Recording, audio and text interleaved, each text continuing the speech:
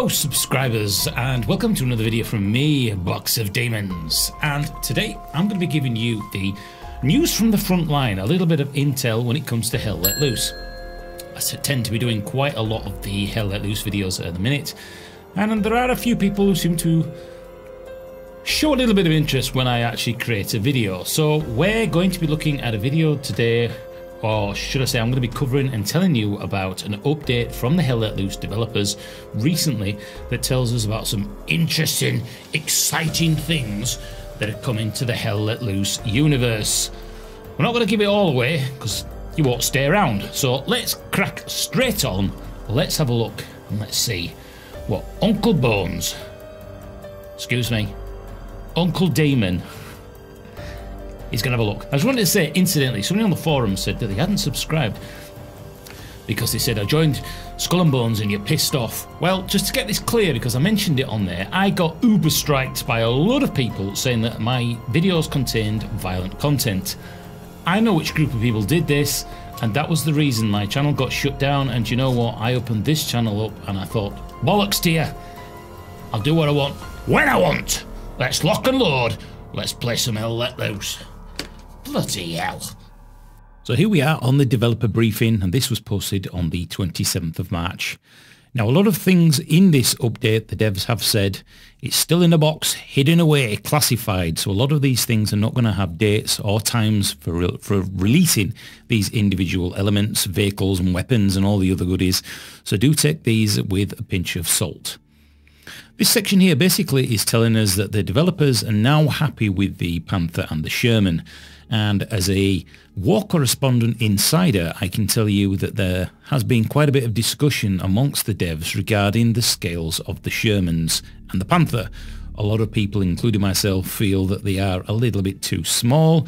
But hey ho, I'm not an historic buff. I only know from looking at the odd photograph. It may be that the date period of that Sherman there was different sizes. So if you do know that, please do let me know. We do know as well that there will be 14 vehicles, or there was 14 vehicles announced at the beginning of this game. So whether that is going to increase or decrease, again, your guess is as good as mine. One of the things they are going to be adding is vaulting waist-high walls. I can remember a game called Squad when initially you couldn't even go prone, and because there wasn't many vehicles in it, a lot of people complained it was a running simulator. Well, as soon as vaulting came in, that changed everything. So they are going to be adding vaulting in. It is frustrating when you're in a bunker currently and you can't get out.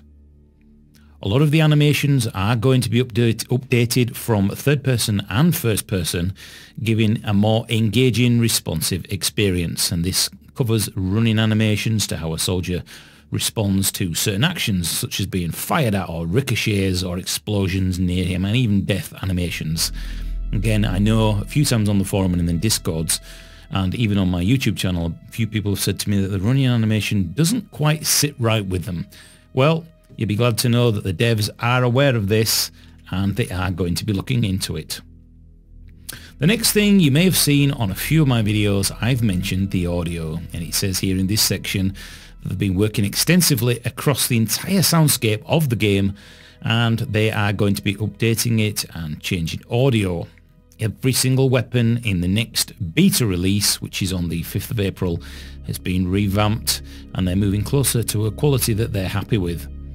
The distance fall off on all weapons has been drastically increased, meaning you'll be able to tell where the firefights and the battle is before you get there, meaning you're now going to find it easier to actually find the enemy.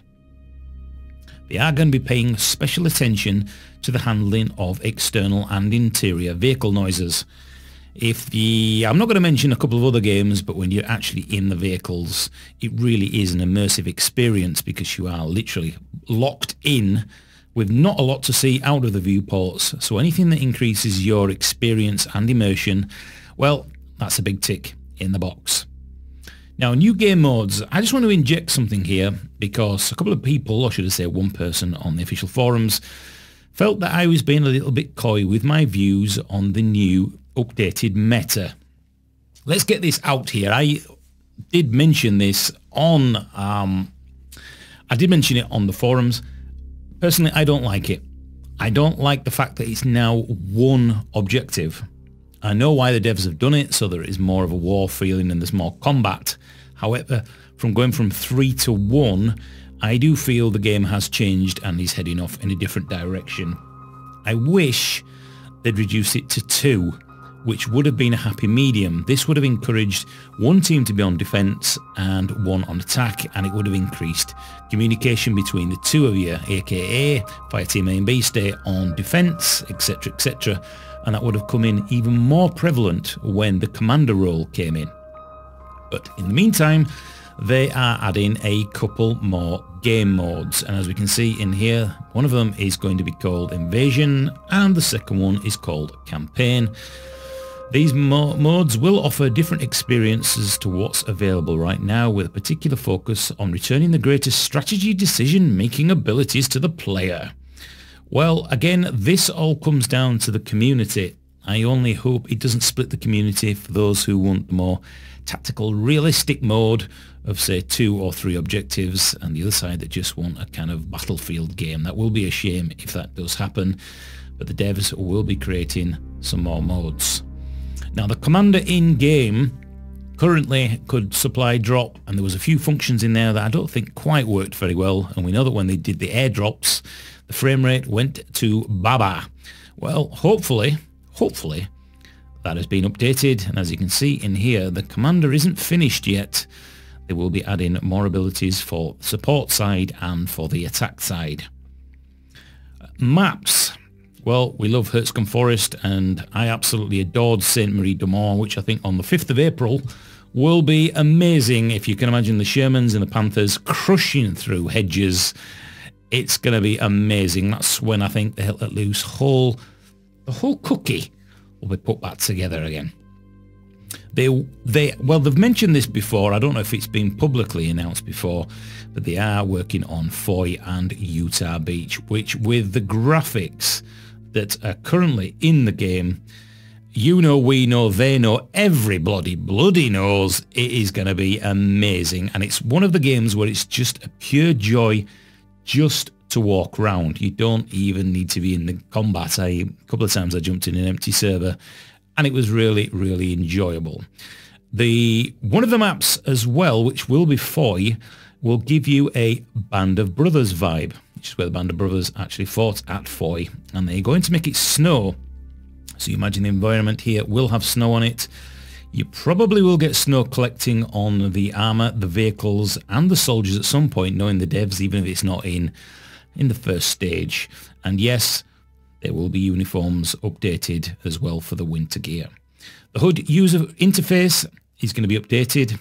I've mentioned, as a tactical player, I really want to be able to press the T key and hide everything. As you can see on screen, I don't want to see anything. If I want to know my teammates or I want to know where the objectives are, please add it onto the T key. The devs have stated in Discord that they will be giving you options to reduce sizes of things, colours, opacity, and move things around. So don't worry, the devs have got your back. Cosmetic system. Wow, this is going to be quite impressive for a lot of people. You are going to have the ability to be able to pick different pieces of kit and clothing for your soldier. These won't be unlocks or anything like that. They'll be available straight away.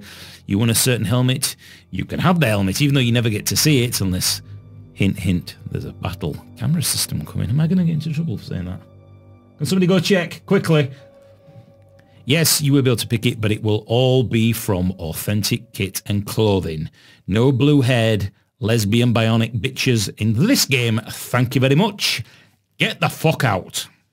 So yes, you will enable players to redeploy as a historical unit. And of course, if you are playing as the tanks, as the armour, your kit and clothing that you can customise will be for that role. You won't be able to pick specific things such as the medic helmet, etc., because they are going for authentic realism.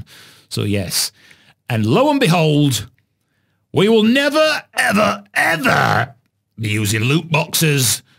So do one. I salute you, devs. I salute you. And that wraps up this week's developer briefing. I hope you found that a little bit interesting. But what should your eyeballs be looking at right now is this. The flamethrower is coming along nicely. It looks amazing! How do you know? Have you seen it? Can't say. Can't say. Ask me no questions, I'll tell you no lies. Anyway, that's the end of the news from the front. I haven't got any footage for you. Just something for you to look at. Hope that's been of interest. If you want to read through that, I shall put this link from Steam in the box below. I've been Box of Demons. I shall be uploading some videos on the 5th for the next beta release. Hope you enjoy it. Thanks for watching, subscribing, thumbs up and all that garbage. I'll see you in the next video. Bye-bye.